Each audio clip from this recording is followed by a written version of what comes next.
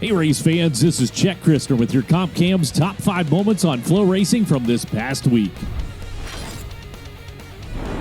Problems in turns 1 and 2, and the red flag will come out. For our number 5, we visit the fabulous Lincoln Speedway where Kyle Denmeyer racks up some serious style points in a half pipe in turn 1, and I got to tell you, I didn't even know they had a half pipe in turn 1 until Denmeyer dropped in.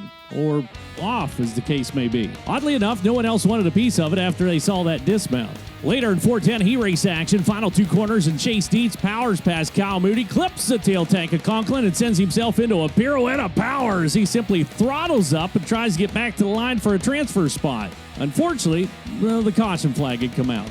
Later in 410 feature event action, 8th starting Freddie Raymer Jr. would eventually run down race leader Alan Crimes and tiptoe the top shelf to pick up the lead and eventually the win on Fallen Firefighters Night.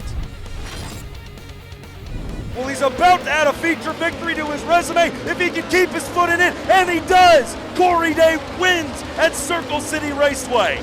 In a midweek filled with top 5 potentials, we'll go to the newly minted Circle City Raceway for our number 4. Corey Day is up front and feeling pressure from another young gun, Emerson Axum, when Axum slips to the inside and snatches the lead into 3. Day yards it back down low, slides back to the point, and takes the bit in his teeth and heads for the barn. Final lap, final corners, and Corey catches the rumbly-stumbly into 3, kicking off an oscillation of Fortunately, Day recovers and becomes the youngest ever USAC National Midget Feature winner at the ripe old age of 15 years, 6 months, and 12 days. Just 3 nights later, Pengrove, California's Buddy Kofoid would pick up the Indiana Midget Week title.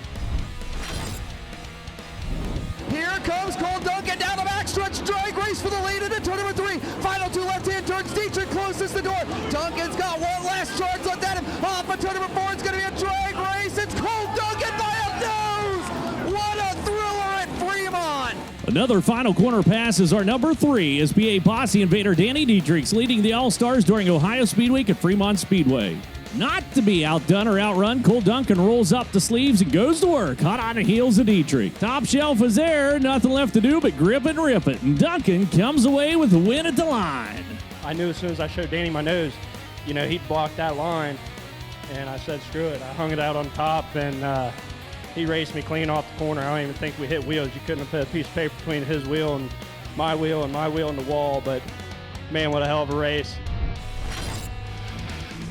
We'll see. Oh, trouble. Oh, no. One car flipping wildly in turns 1 and 2.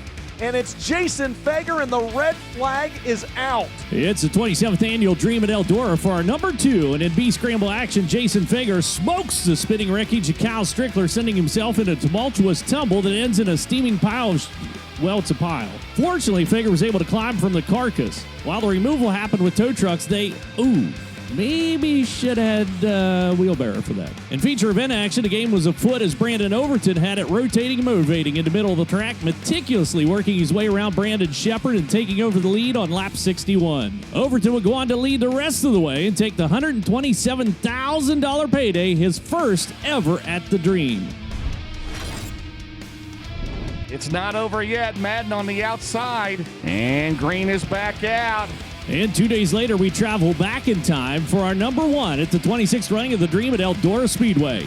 That made sense, seriously. Anyway, Overton's having deja vu all over again as well, leading the race until lap 74 when a late race restart allows Chris Madden to snag the lead from Big Sexy. Overton battles back and regains the lead for good with 14 laps to go, and from there charges right into victory lane and the history books by completing the first and probably only double Dream sweep, collecting a grand total of $273,000 for the week. Dude, I cannot believe this. I don't know what I did to deserve all this. Dude, I honestly, I don't even know what to say.